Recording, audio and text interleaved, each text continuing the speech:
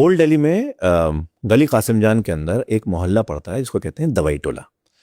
वो दवाई टोला इसलिए कहा जाता है क्योंकि वहाँ हकीम साहब कोई बैठा करते थे जो दवाइयाँ दिया करते थे, पुड़िया दिया करते थे। अब कहते ये हैं कि वो हकीम साहब भी किस तरह से दवाई देते थे, कैसे देते थे, कुछ नहीं पता। बस वो नब्ज देखते थे और अपने कंपाउंडर को बुलाते थे और उसको कुछ कान में बोला करते थे। कंपाउंडर एक दूसरे कंपार्टमेंट में जाता था, कुछ पीसने पासने की आवाज़ आती थी अपेरेंटली, और एक पुड़िया बना के लाके डॉक्टर साहब को दे दिया करता था। डॉक्टर साहब वो पुड़िया जो है वो हाथ में देते थे और बोलते थे इतने इतने बजे ले लेना। और जो पैसे जिसने दे दिए वो पैसे उन्होंने लिए, उनके टेबल पे एक बोरी रखी होती थी, वो उन्होंने बोरी के नीचे डाले और भूल गए। जब रात को, जब एक्चुअली उनको क्लिनिक बंद करने का टाइम होता था, तो क्लिनिक बंद करते वक्त वो बोरी उठाई, बिना देखे उन्होंने हाथ घुसाया, जो पैसे हाथ में आए वो बोरी नीचे करके अपना हाथ में डाल के चले गए। मजे की बात यह थी कि उनका क्लिनिक ठीक रात को 12 बजे खुलता था। अच्छा। उससे पहले नहीं खुलता था। और वो क्लिनिक हर रोज 12 से 3 बजे तक खुला करते थे, रात के।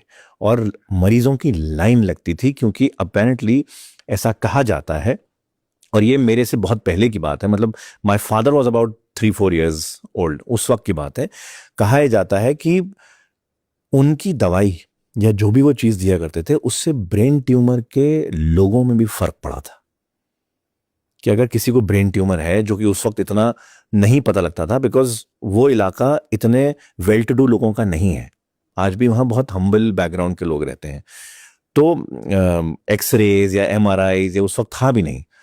तो अब किसी को अगर दिमाग में रह रहे के दर्द है या कुछ है, हो सकता है ब्रेन ट्यूमर हो सकता है कुछ और हैमरेज हो, कुछ भी हो, उस लेवल के मरीजों का उन्होंने इलाज किया है जिनका इलाज कोई अस्पताल, कोई डॉक्टर नहीं कर पाया।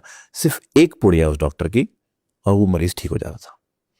अब वो ठीक 12 बजे अपने जो लैम्ब्रेटा स्कूटर हुआ करता था पहले, उस पे आते थे। वो मेरे फादर बताते हैं, वो ग्रीन कलर का एक स्कूटर हुआ करता था, खट खट खट खट खट खट। वो सीधा ठीक 12 बजे वहाँ उन्होंने क्लिनिक के सामने रोका, शटर उठाया और जितने लोग हैं उनको एक एक करके उन्होंने बुलाना शुरू कर दिया। फिर सुनने में आया कि भाई उनका जब बेटा बड़ा हुआ तो उसने देखा कि भाई मेरे फादर जो हैं वो बोरी के नीचे हाथ डाल के कुछ पैसे निकालते हैं, इसका मतलब उसमें वो बहुत सारे पैसे हैं। ड्यू टू सम रीजन जो भी था, he broke into the clinic eight one point और उसने बोरी के नीचे के सारे पैसे निकाल लिए। कहते हैं उसके बाद ये क्लिनिक बंद हो गया। डॉक्टर साहब कहाँ गए, उनकी फैमिली कहाँ गई, किसी को नहीं पता, बस बंद हो गया। और कुछ लोगों का मानना यह है कि भाई उनके साथ किसी जिन का वो था जो उनको ऐसी एक शिफा दे रखी थी, ऐसा एक हाथ में वो दे रखा था कि जो वो दवाई देते थे वो काम करती थी, तो इसलिए दवाई टोला उसका नाम पड़ा। और किस्सा एक्चुअली दवाई टोले का ये नहीं था, और भी है वहां पर। अच्छा। सो अब दवाई टोले में पुरानी दिल्ली मशहूर है पतली पतली गलियों के लिए।